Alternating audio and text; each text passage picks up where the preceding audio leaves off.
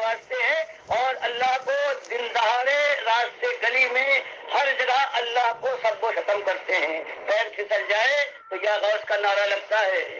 اللہ کے گھر کی طرح سے حج کی بجائے ہر جگہ عرس ہو رہے ہیں. اللہ کے بندوں کے گھروں کے ساری نظر و نیاز ان کے سامنے پیش کی جاتی ہے. وہ مشکل کشا ہے، وہ دستگیر ہے، وہ داتا ہے، وہ بندہ پرور ہے، وہ مجیب الدعوات ہے، وہ سمیع الدعا ہے. اللہ کے ساتھ یہ ظلم آج یہ امت کر رہی ہے دوسروں کا. کیا شکوہ کرے؟ آج ان کا یہ حال ہے. ان کے بڑے بڑے جو گزرے ہیں صدیوں سے یہی بات کہتے آئے ہیں. کبھی اللہ کی بات کا انکار کرے، اللہ کے ساتھ اللہ کو جن کو انہوں نے ولی بنایا ہے وہ ساجی بنائے، اور کبھی نبی صلی اللہ علیہ وسلم پر الزام لگائے وہ ذلیل الزام کہ جو یہود نصارہ اور منافقین لگاتے تھے. یہ سب کچھ یہ امت دیکھ رہی ہے اور اس کے اوپر مگن ہے. یہ ہے جو اس کی نگاہ میں عزت والے ہیں،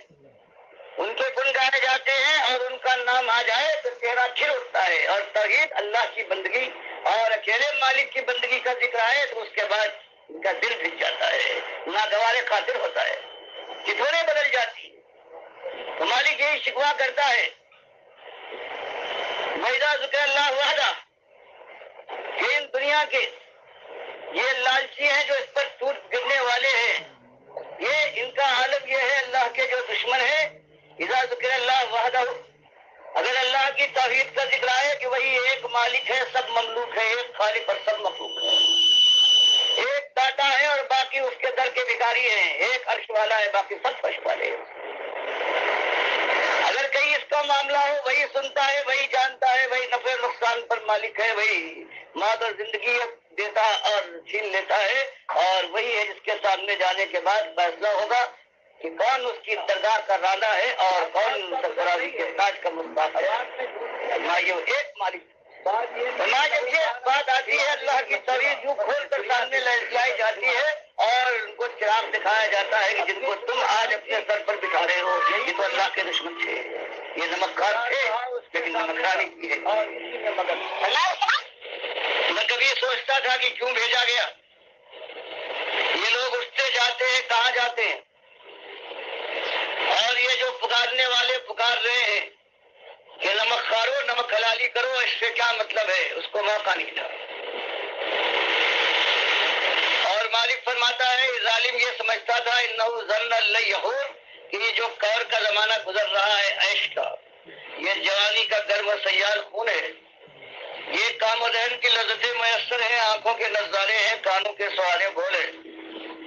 یہ دور ہمیشہ رہے گا، کمان چڑھی رہے گی. تو مالک فرماتا ہے یہ سمجھتا تھا کہ یہ کور کا یہ زمانہ ہور میں تبدیل نہ ہوگا. اللہ یحور کبھی اس کے عیش کے اوپر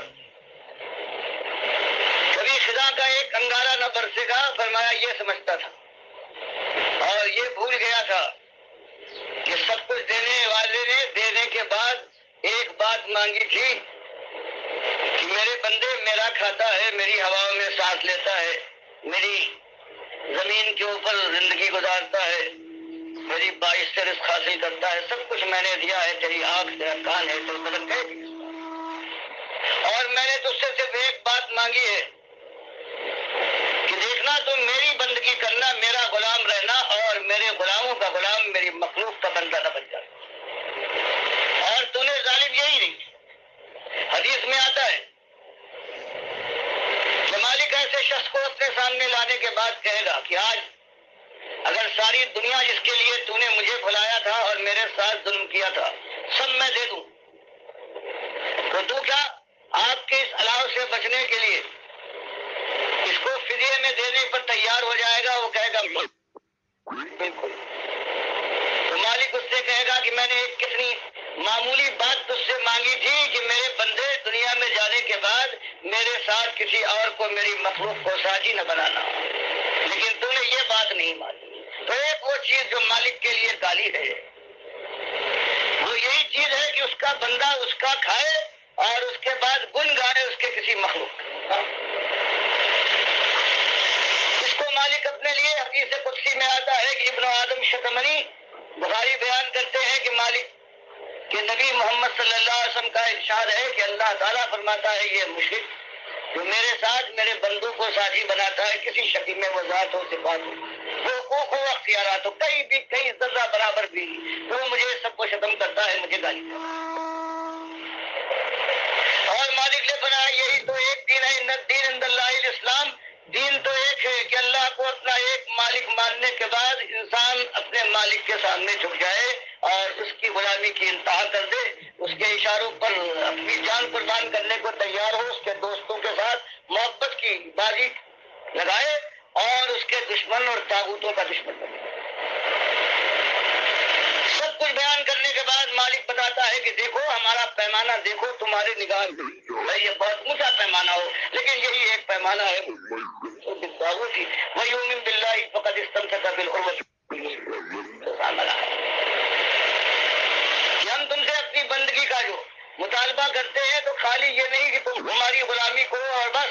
فرمایا جو ہمارے دشمن ہیں جو اپنی غلامی کروا رہے ہیں، دنیا جن کے سامنے سر جھکاتی ہے، جن کے کہے کے اوپر اس کا چہرہ کھل اٹھتا ہے، اور جو ہمارے دشمن ہیں ان سے تمہاری دشمنی ہونا چاہیے، تمہارا کفر ہونا چاہیے، تب تمہارا ایمان ہمارے یہاں معتبر ہے، ورنہ یہ طرفہ ایمان جو ہو کہ تو ہمیں مانتے تو ہو لیکن اس کے بعد کہتے ہو کہ بت بھی راضی رہے اور اللہ بھی ناراض نہ ہو۔ اگر تمہاری یہ روش ہے تم دوغلے ہو، اور تمہارا یہ دوغلا ایمان تمہارے منہ پر ہم پھینک ماریں گے۔ اور آج امت مسلمہ کی یہی بربادی ہے، جس نے اس کو برباد کر ڈالا ہے، اس کے باتوں پر ٹھوکرے ہیں، اس کی آبرو کے کفن تک کاٹتا ہے، اس کی بستیوں دھواں اٹھتا ہے، صدیاں ہو گئی ہیں، یہ ایک دو دن کی بات نہیں ہے، اور یہ دنیا کی بربادی تھی، یہ قوم برباد ہو جائے مر جائے، یہ اللہ کی بات آج دبی ہوئی ہے، اللہ کی کلام کی آج کوئی عزت نہیں ہے، اللہ کے نبی صلی اللہ علیہ وسلم کی سنت کا کوئی مقام نہیں ہے، دین کا مذاق اڑاتے ہیں صرف باہر والے نہیں، یہ امت کے جو اپنے زبان سے نعرے لگاتے ہیں لا الہ الا اللہ محمد رسول اللہ، یہ اللہ کی کتاب کا مذاق اڑاتے ہیں، اللہ کے نبی صلی اللہ علیہ وسلم کی سنت کو مذاقے کے ساتھ نوازتے ہیں، اور اللہ کو دن دہاڑے راستے گلی میں ہر جگہ اللہ کو سب و ختم کرتے ہیں، پیر پھسل جائے تو یا غوث کا نعرہ لگتا ہے، اللہ کے گھر کی طرح سے حج کی بجائے ہر جگہ عرس ہو رہے ہیں، اللہ کے بندوں کے گھروں کے ساری نظر و نیاز ان کے سامنے پیش کی جاتی ہے، وہ مشکل کشا ہے، وہ دستگیر ہے، وہ داتا ہے، وہ بندہ پرور ہے، وہ مجیب الدعوات ہے، وہ سمیع الدعا ہے، اللہ کے ساتھ یہ ظلم آج یہ امت کر رہی ہے، دوسروں کا کیا شکوہ کرے، آج ان کا یہ حال ہے، ان کے بڑے بڑے جو گزرے ہیں صدیوں سے یہی بات کہتے آئے ہیں، کبھی اللہ کی بات کا انکار کرے، اللہ کے ساتھ اللہ کو جن کو انہوں نے ولی بنایا ہے وہ ساجی بنائے، اور کبھی نبی صلی اللہ علیہ وسلم پر الزام لگائے، وہ ذلیل الزام کہ جو یہود النصارہ اور منافقین لگاتے تھے، یہ سب کچھ یہ امت دیکھ رہی ہے اور اس کے اوپر مگن ہے، یہ ہے جو اس کی نگاہ میں عزت والے ہیں، ان کے گن گائے جاتے ہیں اور ان کا نام آ جائے تو چہرہ کھل اٹھتا ہے، اور توحید اللہ کی بندگی اور اکیلے مالک کی بندگی کا ذکر آئے تو اس کے بعد ان کا دل بھج جاتا ہے، ناگوار خاطر ہوتا ہے، چتورے بدل جاتی ہے، تو مالک یہی شکوا کرتا ہے وَإِذَا ذُكِرَ اللَّهُ وَحْدَهُ،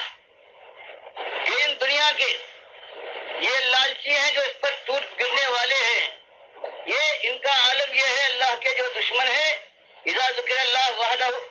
اگر اللہ کی توحید کا ذکر آئے کہ وہی ایک مالک ہے، سب مملوک ہے، ایک خالق اور سب مخلوق ہے، ایک داتا ہے اور باقی اس کے در کے بھکاری ہیں، ایک عرش والا ہے باقی سب فرش والے ہیں، اگر کہیں اس کا معاملہ ہے وہی سنتا ہے، وہی جانتا ہے، وہی نفع نقصان پر مالک ہے، وہی موت اور زندگی دیتا اور چھین لیتا ہے، اور وہی ہے جس کے سامنے جانے کے بعد فیصلہ ہوگا کہ کون اس کی درگاہ کا راندہ ہے اور کون سرفرازی کے تاج کا مستحق ہے، فرمائیے وہ ایک مالک۔ فرمایا جب یہ بات آتی ہے اللہ کی توحید یوں کھول کر سامنے لائی جاتی ہے اور ان کو چراغ دکھایا جاتا ہے کہ جن کو تم آج اپنے سر پر بٹھا رہے ہو یہ تو اللہ کے دشمن تھے، یہ نمکخوار تھے لیکن نمکخواری کیے، فرمایا اس کے بعد ان کے دل بھج جاتے ہیں، وَإِذَا ذُكِرَ الَّذِينَ مِن دُونِهِ، اور اللہ کے علاوہ جو ان کے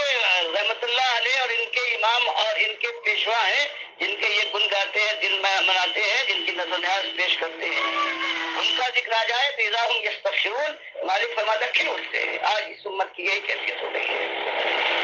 تب کئی میرے بھائیوں آسمان سے یہ انگارے برس رہے ہیں اور زمین اپنا لاوا اگل رہی ہے، اور یہ دنیا کی ذلت جو ماتھوں پر ٹھوکریں اور منہ پر تھوک کے ساتھ آج آپ دیکھ رہے ہیں. یہ تو بہرحال ایک آگ ہے، ذلت کی آگ، لیکن اگر یہی حال باقی رہا تو پھر جہنم کی آگ جو ہمیشہ جلاتی رہے گی، رشتہ داری کی ساری راہیں بند ہو جائیں گی، اس سے بچانے کا کیا موقع ہوگا. اس لیے آج اس کا موقع ہے کہ اللہ نے یاد دلایا ہے کہ اگر ایمان کے دعوے دار ہو اور تم دیکھ رہے ہو کہ ہر طرف باہر والے بھی اور اندر والا بھی اللہ کے دین کے ساتھ یہ ظلم کر رہا ہے، تو اپنی ذمہ داری پہچانو. مالک فرماتا ہے یریدون لیطفئوا نور اللہ بافواہہم. یہ اللہ کے باغی ہیں، ان کا ایک ارادہ ہے، ایک مقصد ان کی نگاہ کے سامنے ہے کہ اللہ کے اس نور کو، نور ایمان کو، اس توحید کے اس نور کو اپنی پھونکوں سے بجھا دیں. لیکن پروردگار اس کو تمام اتمام تک پہنچا کے رہے گا، اس وجہ سے کہ ایسے لوگ جمع ہو گئے. اللہ کے نبی صلی اللہ علیہ وسلم نے اس بات کو اٹھایا ہے، اپنے ساتھیوں کو آواز دی ہے. تو کوئی دیر کا آیا ہے، کوئی سویر آیا ہے، لیکن سارے مخلص آتے گئے ہیں. چاہے 5 سال لگے ہوں عمر بن خطاب رضی اللہ تعالیٰ عنہ کو، لیکن جب آئے ہیں تو پوری جان کے ساتھ آئے ہیں، پورے دل کے ساتھ آئے ہیں، اور پوری توانائیوں کو انہوں نے میٹ دیا ہے. یہ اللہ کی توفیق ملی ہے، اور آج ہم ان کے نام لیوا ہے، مسلمان گھر میں پیدا ہو گئے ہیں. لیکن جب تک ہم یہ دیکھتے ہیں کہ چلو اسلام کا نام لینے میں فائدہ ہے، اس وقت تک تو ہم اسلام کا نام لینے والے ہیں اور بڑے آواز کے ساتھ لیتے ہیں. لیکن اگر کہیں اس میں کوئی تکلیف اور کوئی مصیبت کا موقع آنے لگے تو اس کے بعد چھتک جاتے ہیں اور کترا جاتے ہیں. اور مالک فرماتا ہے دنیا یہ چاہتی ہے اور ہم نے اس کا انتظام کیا ہے کہ یہ بات دنیا میں نہ ہونے پائے. هو الذی، اور تمہارا مالک تو وہی ہے، ارسل رسولہ بالہدی ودین الحق لیظہرہ علی الدین کلہ ولو کرہ المشرکون. لیکن مالک اس کو پسند نہیں کرتا. مالک نے اس کا انتظام کیا ہے اپنے آخری نبی کو، ہدایت کے ساتھ پوری رہنمائی اس کی ہے، کتاب بھی ہے، اور ذمہ داری ڈالی ہے کہ یہ دین حق ہے جس میں ایک مالک کی پوجا ہوگی اور طاغوت کے ساتھ دشمنی اور کفر کیا جائے گا. اس دین کو ساری دنیا میں غالب کرنا یہ آپ کا فریضہ ہے. سارے انتظامات کریں اور اس کے بعد پھر وہی چیز جو آخری چیز ہوتی ہے سوالات کو استعمال کرنے کے لیے. اور اس طرح سے، اور دنیا میں یہ مشرک ہے، چاہے یہ بادشاہی کے تخت پر بیٹھے ہوں یا خزانے کے سانپ بنے ہوئے ہوں یا دینداری کا کاروبار کرتے ہوں، یا یہ عوام ہے جو ان کے ان ملا کے قبضے میں ہوتے ہیں، یہ مشرک جل جائے، ان کے کلیجے سے ہو کے اٹھے پر بات کیے. فرمایا ایک مقصد سے ہمارے نبی صلی اللہ علیہ وسلم کے بھیجے جانے کا مقصد یہ ہے کہ خود اللہ کے بندے بنے، بندگی کی انتہا کر دکھائیں دنیا والوں کے سامنے، اور اس کے بعد اللہ کی اس بندگی کے دین کو دنیا کے سامنے پیش کریں. اس راستے کے اندر چوٹے کھا کر سہلائے اور زخم اٹھانے کے بعد شیرانہ وار چاٹ جائے، ہجرت کے مقام آواز دے تو اس ایمان کے لیے، اللہ کی بندگی کے لیے ہر چیز کو ٹھوکر مار کر اور ثابت قدمی دکھائیں، اور اس کے بعد اولاد کے ذریعے سے اللہ کے دین کو باطل کے مقابلے میں غالب کرتا ہے. تو یہ بیان کرنے کے بعد کہ بندگی کا صرف یہ معاملہ نہیں ہے کہ حمد و ثنا کر لی تم نے، نماز پڑھ لی، روزے اور حج و زکات کا ادا کر لیے اور جو کچھ فرائض ہے، اور اس کے بعد سمجھ لیا کہ تم نے تیر مار لیا، کامیابی کی منزل اب تمہارے قدموں میں لوٹے، یہ تمہارے حق میں حق پہنچتا ہے. مالک فرماتا ہے یہ کہا، یہ تو ابتدا ہے، تم عذاب علیم سے نہیں بچ سکتے. اگر تم یہی تک رہے چاہے انتہا خلوص کے ساتھ. فرمایا بھی 2 چیزیں اور باقی ہیں، تواصی بالحق اور تواصی بالصبر. یہی تو نبی صلی اللہ علیہ وسلم کی ذمہ داری ہے کہ خود بندگی کریں، عمل صالح سے ثبوت دے، اور پھر دنیا والوں کو اللہ کی بندگی اور غلامی اختیار کرنے کے لیے بے محابہ خود کر فستا بما تمر وعارض عن المشرکین، خود کر بات سمجھا دے گی توحید یہ ہے اور شرک یہ ہے. یہ نجس داغن ہے جس کی کوکھ سے ساری خرابیاں پیدا ہوتی ہیں. یہ سرچشمے صافی ہے، یہ ایمان کا اور توحید کا، یہ حق بھلائی اس سے نکلتی ہے. اور اس راستے میں پھر برداشت کرتے رہے جو آتا رہے گی. ان الذین آمنوا والذین ہاجروا وجاہدوا فی سبیل اللہ اولئک یرجون رحمت اللہ واللہ غفور رحیم. ایسا ایمان ہو کہ آپ لگا دے اپنے ماحول میں، ماحول برداشت نہ کر پائے، اور پھر وقت آتا ہے کہ نکال بات کرے، ہجرت کے مقام آواز دے. فرمایا جو ہمت بس اس کے بعد لبیک کہنے کے بعد ہر چیز کو ٹھکرا دے ایمان کے لیے، تو اس کے بعد وجاہدوا، اور پھر یہ نہیں کہ اب سستانے کے لیے پیر پھیلائیں اور کمر کس لیں، جب اس کے بعد آخری مارکا آ رہا ہے جہاں فولاد استعمال ہوتا ہے، سر اچھلتے ہیں اور سینے چاک ہوتے ہیں۔ فرمایا یہ اگر اولئک یرجون رحمت اللہ، اگر اللہ کی رحمت کے یہ امیدوار ہیں، بھلے سے ان کو حق پہنچتا ہے، اور جو اس سے کم تک جانے کا ارادہ رکھتے ہیں ان کو یہ حق نہیں پہنچتا۔ وہ تھوڑے دلے ہیں، ان کے لیے مالک فرماتا ہے یا ایھا الذین آمنوا من یرتد منکم عن دینہ فسوف یأتی اللہ بقوم یحبهم ویحبونہ۔ اور اگر یہ ہمت نہیں ہے ایمان اور نماز و روزے تمہارا معاملہ ہے، دین کو کھول کر دنیا کے سامنے رکھنے اور اس راستے میں جم کر کھڑے ہونے اور یہاں تک کہ کھالے ادھر جانے، تو اس کے اوپر بھی سب کرنے کا ارادہ نہیں ہے تو مرتد ہو جاؤ، اچھا ہے تمہارے لیے۔ نامرادوں اور نامردوں کے لیے اللہ کا یہ دین نہیں اترا ہے۔ تو یہ حق اپنے بھی اللہ، اور اللہ اس کے بعد یاد دلاتا ہے کہ دیکھو ذمہ داری تم نے دیکھ لی، تمہارے نبی صلی اللہ علیہ وسلم جس پر ایمان لانے کا تمہارا وعدہ اور اقرار ہے، اب سنو تمہاری ذمہ داری کیا ہے؟ یا ایھا الذین آمنوا هل ادلکم علی تجارۃ تنجیکم من عذاب الیم تؤمنون باللہ ورسولہ وتجاہدون فی سبیل اللہ باموالکم وانفسکم ذالکم خیر لکم ان کنتم تعلمون۔ فرمایا یہ بات تو تم نے دیکھ لی کہ اللہ نے سب کچھ دینے کے بعد ایک مطالبہ کیا ہے کہ اللہ کی بندگی انفرادی حیثیت سے بھی اور اجتماعی حیثیت سے بھی ہونا چاہیے۔ دنیا میں جو اللہ کے باطل طاقتیں ہیں ان کو سر اٹھانے کا موقع نہ ہونا چاہیے اگر تمہارے ایمان میں گرمی اور خلوص ہے۔ فرماتے ہیں ایمان دادو، کیا تم کو میں وہ بیوقات اور سوداگری بتاؤں کہ جو تم کو عذاب عظیم سے بچا سکتی ہے؟ بڑے درجات کا معاملہ نہیں ہے، اور وہ کیا ہے؟ ایمان لاؤ اللہ پر جیسے ایمان لانے کا حق ہے، اور اللہ پر ایمان لانے کے اندر وہ ساری چیزیں اللہ پر، اللہ کے فرشتوں پر، اللہ کی کتابوں پر، اللہ کے پیغمبروں پر، یوم آخرت پر، تب جتنی ایمان والی باتیں ہیں تو اس میں ایک میں سمیت مالک نے یہ اللہ پر ایمان لاؤ، اس کے رسول صاحب کو اپنا آخری رسول مانو۔ تمہارے ساتھ دیکھو کیا ان کی حالت ہے۔ ایمان جو دعوت تم کو دی ہے تو اس سے پہلے جب اللہ نے ان کو پیغمبری پر مبعوث کیا ہے تو ان کی حالت کیا تھی دنیا کے لحاظ سے؟ ان کی زوجہ محترمہ حضرت خدیجہ دولت کے اندر نہا رہی تھی، لیکن تاجروں تم کیا سمجھ پاؤ دعوت کیا ہوتی ہے؟ دعوت اور تجارت کا فرق پہچانو کہ 13 سال کی اس کوشش کے اندر یہ ساری دولت ختم ہو گئی، کمائی دنیا بڑھنے کی بجائے ایک ایک دن کم ہوتی گئی، اور دائی کا یہ کام ہوتا ہے، شکر ادا کرتا ہے مالک تیرے راستے میں جو دنیا جاتی ہے پروردگار یہ جائے تو تیرا شکر ہے، کرم فرمائی ہے کہ تم نے یہ توفیق دی۔ یہاں تک کہ بخاری کی حدیث آتی ہے کہ جو پوکر کو حضرت ابو بکر پہنچے ہیں ہجرت کے جانے کا جب ارادہ ہوا ہے، نبی حضرت ابو بکر کے گھر کے اوپر نبی سن دوپہر میں پہنچے ہیں، وہ تعجب انگیز بات تھی۔ حضرت اسما بیان فرماتی ہے بخاری کی حدیث میں کہ ہم لوگ گھبرا گئے کہ یہ بات کیا ہے، اس وقت تو آپ کبھی نہیں آیا کرتے تھے۔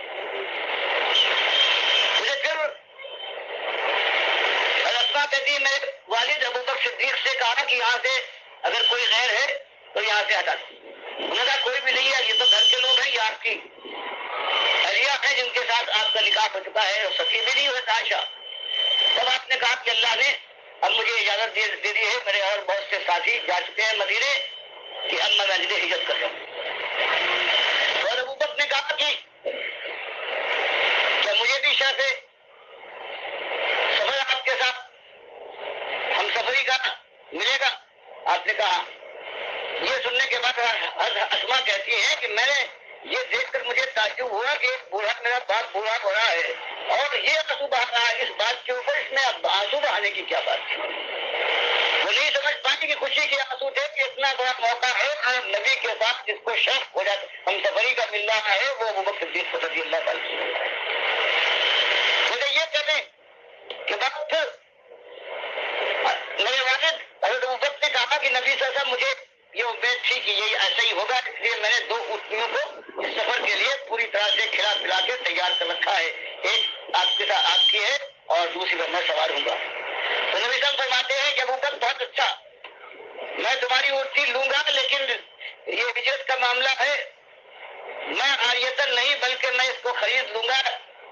ویسے، لیکن میرے پاس قیمت ابھی نہیں ہے، ادھار پر مجھے دے دو اور اپنی اونٹنی پر میں سفر کروں گا۔ تو یہ حال ہو گیا ہے 13 سال کے اندر۔ یہ جو آج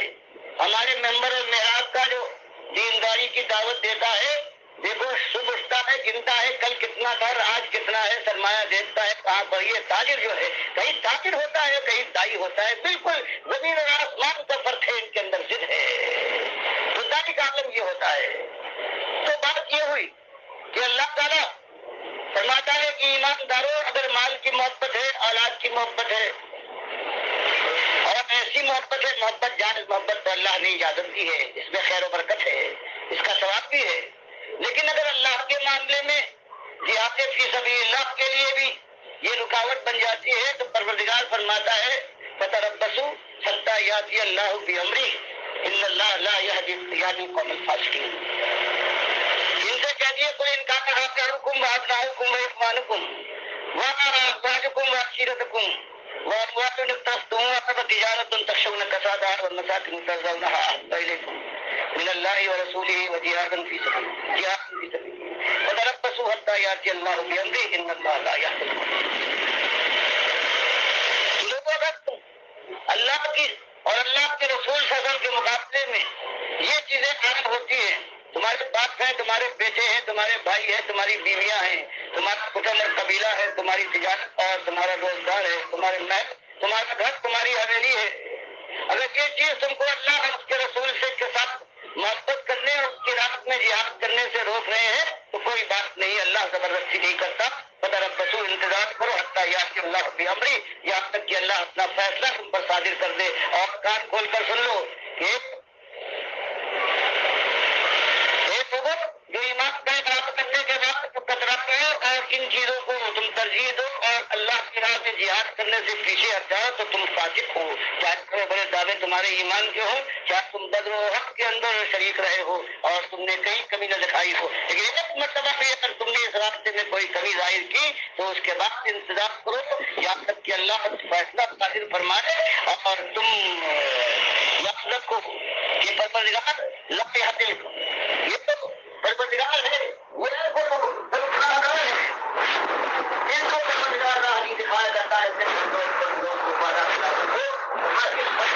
جا سکتا. اللہ کا فرمان یہ ہے کہ جب تک تم نے ایمان کا دعویٰ کیا ہے اور تم نے یہ کہہ دیا ہے کہ ہم نے جان اور مال اللہ کے ہاتھ بیچ دی ہے جنت کے بدلے میں.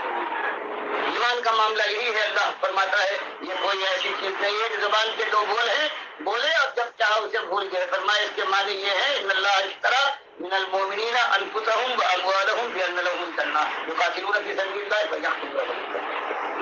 اس کے معنی یہ ہے کہ تم نے ایمانداروں اگر مخلص ہو، جان اور مال تم نے اللہ کے ہاتھ بیچ دیے ہیں. اب یہ معاملہ نہیں ہے کسی موقع پر جان و مال کو سنبھال کر رکھو اور اللہ کی دین کا تقاضے جو ہیں ان کو بسے کوئی ڈال دو. فرمایا یہ نہیں، جنت تمہیں دیں گے، اتنی بڑی قیمت ہے لیکن اس کے ساتھ یہ تمہیں کرنا ہوگا. اور اس کے بعد فوراً مالک فرماتا ہے کہ جو ایسے وعدے میں ایمان کے وعدے میں مخلص ہوتے ہیں وہ آخری حد تک جاتے ہیں. یقاتلون فی سبیل اللہ فیقتلون. اور تو نمازیں، روزے، حج و زکات، یہ تبلیغ دین، اس میں چوٹ کھا کے سہلا لینا، پیٹ کے اوپر چوٹ، قید و بند، یہ تو سب ہے. لیکن آخری چیز ان کے عزائم میں ہوتی ہے کہ اس کے بعد کہ میدان جنگ میں اللہ کے دین کی سربراہی کے لیے سر بکف جائیں گے، کفن پر پہنچ جائیں گے، موت کی آنکھوں میں آنکھیں ڈال کر مسکرائیں گے اور شہادت کی تمناؤں سے بھرپور دل کے ساتھ اللہ کی طرف سے اس عنایت اور کرامت کو جو شہادت کی شکل میں آتی ہے اس کو آواز دیں گے. فرمایا یہ اگر تم کرو گے یہاں تک جاؤ گے، جب کہیں عزائم ہو چاہے موقع نہ آئے، اور اس کے ساتھ جب کہیں یہ ہو سکتا ہے کہ پروردگار تمہارے ایمان کی قدر کرے، آپ کی ضبطوں سے تمہیں بچا لے اور پھر ان مقامات میں داخل کر دے جہاں وہ فرماتا ہے کہ لہم فیہا ما یشاؤون، وہاں صرف تمہاری مشیت راج کرے گی، تمہاری مشیت میں مالک بھی مداخلت نہ کرے گا. خالدین ہمیشہ کی بات ہے. کان علی ربک وعدا مسئولا. اگر کبھی جنتوں کے اندر جواب مردو یہ کچھ کرنے کے بعد آئے ہو، مخلص ہو، نمک کھلا لو، پھر تمہاری مشیت راج کرے گی اور تمہاری مشیت میں کبھی مداخلت نہ ہوگی. بپرد محال میری طرف سے مداخلت ہو جائے تو میں نے اپنے کو مسئول بنایا ہے، تم کو حق دیتا ہوں کہ پوچھ سکتے ہو کہ مالک تو نے وعدہ کیا تھا، یہ وعدہ پورا نہیں ہو رہا ہے. تو یہ ایک انداز ہے. یہ آپ سمجھ لیں یا تو آگ لگے گی، ایمان کا اقرار ہے، اور پھر پھونک پھونک کر قدم رکھتے ہیں وَمِنَ النَّاسِ مَن يَعْبُدُ اللَّهَ عَلَىٰ حَرْفٍ. مالک فرماتا ہے ایسے لوگ بھی ہیں کہ کنارے کھڑے ہوئے ایمان کے دعوے ہیں اور اللہ کی بندگی وہاں کر رہے ہیں، دیکھتے ہیں کہ ابتدا صاف ہے، راستہ ہموار ہے، 2-4 قدم چل لیتے ہیں، مشکلات اور مصیبتیں آئی، چوٹ لگنے کا کئی خطرہ پیدا ہوا تو کھسک جاتے ہیں۔ فرمایا ان منافقوں کو ان کی ہزار فوج ہو، لاکھ اور کروڑ ہو، یہ قسم و خواہشات سے بھی حقیر ہے اللہ کی نگاہ میں، اس گندگی کے کیڑے سے زیادہ حقیر ہے جو ناک سے گندگی کو ٹھیلتے ہوئے چلتا ہے۔ مالک کی یہاں ایک ہی قبر ہے، اس کی ایمان کی اور ایمان کی غیرت کی قبر ہے پروردگار کے یہاں۔ اور آج ہماری بے غیرتی یہ صاف بات ہے کہ کبھی کوئی ہے کہ ہمارے کسی بھائی، کسی عزیز، کسی باپ کو گلی گلی پیچھے پیچھے گالی دی جائے تو کبھی ہم برداشت نہیں کرتے۔ اور یہ سارے نعرے یا علی مشکل کشا اور یا غوث یا پیر بابا پر نیکی کے مدد شاہ، یہ سارے ہو رہے ہیں، نظر و نیازیں ہر طرف ہو رہی ہیں، گھر یہ حج کی طرح سے یوس منایا جا رہا ہے، یہ سب کچھ ہو رہا ہے، اللہ کے ساتھ یہ سلوک ہے اور نام بھی دیے جا رہے ہیں، کوئی داتا ہے، کوئی تصویر ہے، یہ سب کچھ ہو رہا ہے۔ اور ظلم کی انتہا ہے کہ اللہ کہتا ہے للہ الاسماء الحسنی فادعوہ بہا، اگر تمہیں اللہ سے کچھ مانگنا ہے اللہ ہی تم کو دے سکتا ہے، اس کے خزانے کھلے ہیں، تمہاری حاجتیں بے حساب اور حلال نوعیت کی ہے اور اللہ کے یاد سب کچھ ہے۔ اس لیے اللہ سے اگر مانگنا ہے تو اس کے اسماء الحسنی کا، چاہے وہ ذاتی نام ہو اللہ کے یا صفاتی نام ہو، الرحمن الرحیم الوہاب الدیان ہے۔ مالک فرماتا ہے سورہ اعراف میں کہ یہ اس کی رحمت میں جوش پیدا کرنے کے لیے ان ناموں کو استعمال کرو، اللہ سے دعا کرو، وہی دینے والا ہے۔ اور ہمارا حال کیا ہے کہ نماز بھی پڑھتے ہیں، یا نعبد و یا نستعین بھی کہتے ہیں، اس کے بعد ایماندار بیٹھ گئے اور دعا کر رہے ہیں کہ ہم نے جو نماز پڑھی ہے یہ نبی صدر کے صدقے میں، یہ فجر پاک کے صدقے میں قبول فرمائے۔ اللہ فرماتا ہے صدقہ میری ذات اور میری صفات میرے اسماء الحسنی ہے، میں تم کو بتا بھی دیا، لیکن یہ آج مسلمان کہتا ہے بتا تو دیا ہے لیکن ہم سمجھے کہ یوں ہی چلاتی بات ہے، میرے رسول کا کیا مقابلہ؟ وہ اللہ کی ذات کے ساتھ صرف یہی نہیں کہ شرک بلکہ شدید توہین اور کیسی خوبصورت انداز میں اس میں کیا خرابی ہے؟ نبی صلی اللہ علیہ وسلم کو صدقہ دیتے ہیں، اللہ ہمیں صدقہ دو تو ہمارے نام ہے، ہماری ذات کا صدقہ دو، ہم سے کوئی بڑا ہے۔ وَذَرُوا الَّذِينَ يُلْحِدُونَ فِي أَسْمَائِهِ۔ یہ مخلص آواز ہے ڈاکٹر مسعود الدین عثمانی رحمۃ اللہ علیہ کی، مخلص مومنوں کو ابھار رہے ہیں ڈاکٹر صاحب جہاد کبیر کے لیے، تاکہ اسلام اپنی اصلی حالت میں دوبارہ اپنی شان و شوکت کے ساتھ آئے اور کفر شرک کا جنازہ اٹھے۔ اس طرح طاغوتوں کی نشاندہی کر رہے ہیں اور رد شرک کر رہے ہیں۔ اللہ کے بندو، یہ عالم دین ہے، اس پورے اندھیرے میں ایک شمع روشن ہے، ڈاکٹر مسعود الدین عثمانی رحمۃ اللہ علیہ۔ باقی سب کو سنا ہے، یقین کیجیے کوئی ایک بھی نہیں جس نے شرک کے خلاف اس طرح آواز اٹھائی ہو، اور جنہوں نے کچھ بات کی بھی ہے انہوں نے ملی جلی بات کی ہے، حق اور باطل کو ملا کے پیش کیا ہے، چاہے ڈاکٹر اسرار ہوں، مودودی ہوں، اور یہ طاہر القادری اور طارق جمیل کا تو کہنا ہی کیا، تقی عثمانی اور یہ علی انجینئر اور یہ ڈاکٹر ذاکر نائک، کسی نے بھی ایمان خالص کی توحید کی اس انداز سے دعوت نہیں اٹھائی ہے۔ اللہ کے بندو، یہ بڑا موقع ملا ہے آپ کو، اور اس موقع سے فائدہ اٹھاؤ اور ایمان خالص کی بازی کھیلو۔ یہ جنت کی بہاریں اگر چاہتے ہو تو یہ اس راستے میں آؤ، اور الحمدللہ ڈاکٹر صاحب کے ساتھی موجود ہیں۔ اگرچہ کچھ لوگ نکلتے رہے ہیں اور آخر میں آ کے محمد حنیف نے بہت ہی زیادہ نامردی دکھائی ہے اور بہت ہی زیادہ کفر و شرک اس جماعت کے اندر داخل کر دیا ہے۔ اللہ کے بندو غور کرو، یہ جو توحید کی دعوت اٹھی تھی اس میں سب سے بڑی بات جو سمجھی جاتی تھی کہ دیکھو قوم ایک آدمی کو داتا کہہ رہی ہے، دستگیر کہہ رہی ہے، جس کو علی جویری کو اس نے کشف المحجوب کے اندر ایسے ذلیل الزام لگائے ہیں انبیاء کے اوپر، یعنی داؤد علیہ السلام کے اوپر اور آخری نبی محمد صلی اللہ علیہ وآلہ وسلم کے اوپر سو و شکر کے عنوان سے۔ تو آج یہ ہمارے اس طاغوت نے، اس محمد حنیف نے اس سے بڑے الزام، شرک کے الزام لگائے یعقوب علیہ السلام کے اوپر اور یوسف علیہ السلام کے اوپر۔ تو بتاؤ ان کو امیر محترم کہتے ہو؟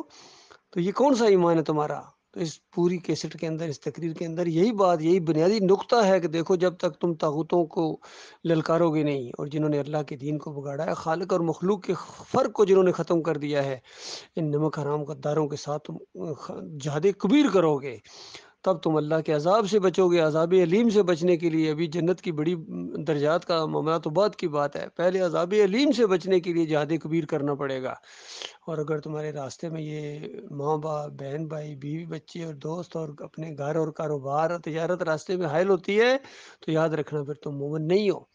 تو اس انداز سے ڈاکٹر عثمانی رحمۃ اللہ علیہ نے اپنی ہر کیسٹ کے اندر یہی انداز اختیار کیا ہے، یقین کیجیے، اور یہی وجہ ہے کہ ہمیں ڈاکٹر عثمانی رحمۃ اللہ علیہ سے بہت محبت ہے اللہ کے لیے۔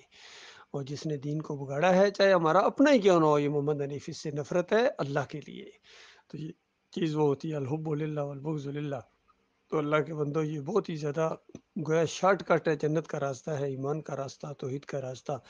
نجات کا راستہ، فلاح کا راستہ یہی ہے کہ ایمان خالص کی طرف آؤ، ایمان کی بازی کھیلو۔ ہم نے اپنے مالک کے بھروسے کے اوپر اس راستے میں اپنا قدم ڈال دیا ہے۔ اللہ تعالیٰ سے استقامت کی دعا ہے، مالک ہمارے دلوں کے اندر ایمان کو پیوست کر دے، وہ ایمان جس کو ہمارا مالک ایمان کہتا ہے۔ اللہ تعالیٰ غور و فکر کرنے کی توفیق عطا فرمائے۔